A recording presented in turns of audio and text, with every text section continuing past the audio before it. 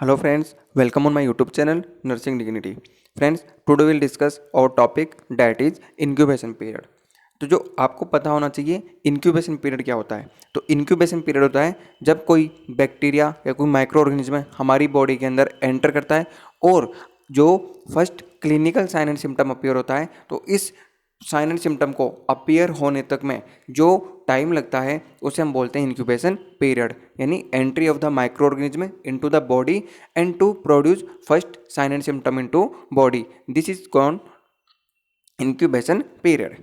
आज हम कुछ ऐसे डिजीज कंडीशन जो कम्युनिकेबल डिजीज होती है इनका इंक्यूबेशन पीरियड जानेंगे, जो कि एग्जाम में मोस्टली बार बार पूछा जाता है और इसकी हम कुछ ट्रिक्स भी जानेंगे। फर्स्टली स्मॉल पॉक्स और चिकन पॉक्स के बारे में जानते हैं। जो स्मॉल पॉक्स है उसका जो इंक्यूबेशन पीरियड होता है वो होता है 7 to 17 डेज, 7 से 17 दिन तक होता है। और वन वर्ड में आए तो ये होता है 12 डेज एवरेज। तो स्मॉल पॉक्स का आपको याद रखना है 7 to 17।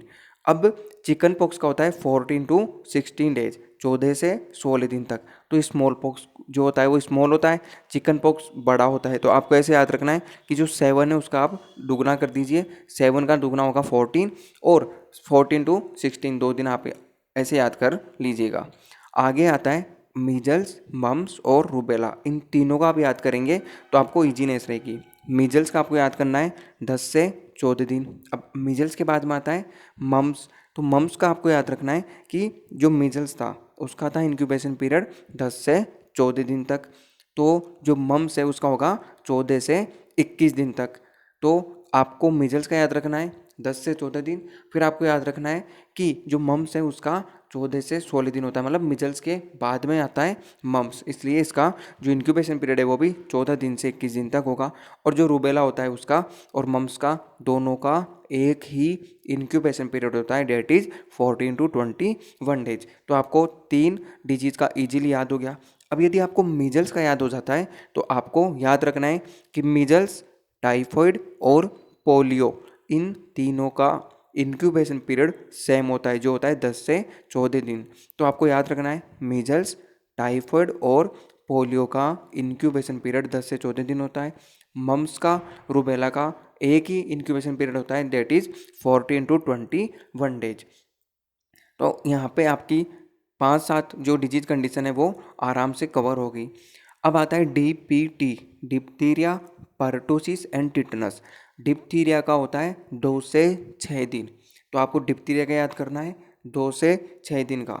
अब आपको पता होना चाहिए डिप्थीरिया के बाद में आता है परटूसिस। तो परटूसिस का होता है 6, तो डिप्थीरिया का था तो इससे आगे आप कर दो तो 7 to 14 डेज, 7 से 14 दिन तक होता है परटूसिस का इंक्यूबेशन पीरियड। अब परटूसिस के बाद बनता है टिटनस। तो आपको याद रखना है कि डिप्थीरिया का था 2 से 6 दिन, परटूसिस का 6 से आगे बढ़ाओ तो 7 से लेकर 14 दिन हो गया। लेकिन टिटनस का आपको फिर से याद रखना पड़ेगा 6 से 10 दिन। 6 से 10 दिन जो होता है वो इंक्यूबेशन पीरियड होता है टिटनस का। और जो परटूसिस है इसका होता है 7 से 14 दिन। इसी के साथ में जो मलेरिया होता है उसका होता है 9 से 14 दिन। तो परटूसिस 7 से 14 और जो प्लेज्मोडियम फेल्सीफेरम है, क्योंकि जो मोस्ट कॉमन स्पीसीज होती है इंडिया के अंदर वो प्लेज्मोडियम फेल्सीफेरम होती है, तो इसका जो इंक्यूबेशन पीरियड होता है वो होता है 9 से 14 दिन तक। अब कुछ ऐसी कंडीशन है जिनका आपको सेपरेटली याद रखना पड़ेगा, लाइक रेबीज। जो रेबीज है इसका होता है 3 से 8 वीक, मतलब 20 से 60 दिनों तक इसका इंक्यूबेशन पीरियड होता है। HIV का होता है 8 से 10 साल। तो आपको याद रखना है कि जो HIV होता है इसका जो इंक्यूबेशन पीरियड होता है थोड़ा लंबा होता है। और जो 2 कंडीशन और हैं, इन्फ्लुएंजा और कोलेरा, इनका इंक्यूबेशन पीरियड सबसे कम होता है। इन्फ्लुएंजा का होता है 1 से 4 दिन, कोलेरा का होता है 1 से 2 दिन। इसको भी यदि आप याद रखना चाहो तो इसकी ट्रिक है कि अल्फ़ाबेट में जो C होता है सबसे पहले आता है, तो जो कोलेरा होता है इसका थोड़ा कम होगा, तो आप कर दो 1 से 2 दिन। और जो इन्फ्लुएंजा होता है वो C के बाद में आता है, इसलिए थोड़ा बड़ा हो गया, तो इसका हो गया 1 to 4 डेज। तो ऐसी कुछ ट्रिक्स है, आप खुद से भी बना सकते हैं। लेकिन जो इंक्यूबेशन पीरियड है ये मोस्टली कई एग्जाम में पूछा जाता है और इन डिजीज जो मैंने मेंशन किए इनका मोस्टली पूछा जाता है। बाकी जो अदर कम्युनिकेबल डिजीज है उनका इंक्यूबेशन पीरियड नहीं आता। ये लगभग 10 से 15 कम्युनिकेबल डिजीज है जिनका मोस्टली जो कॉम्पिटिटिव एग्जाम है उनके अंदर आपसे इंक्यूबेशन पीरियड पूछा जाता है। तो ये था आज का हमारा video about the incubation period of the various communicable disease. यदि आपको वीडियो अच्छा लगा तो वीडियो को लाइक कीजिएगा और आपके कोई भी सजेशन हो कमेंट बॉक्स में सजेस्ट कीजिएगा और हमसे जुड़े रहने के लिए चैनल को सब्सक्राइब कीजिएगा। Thank you.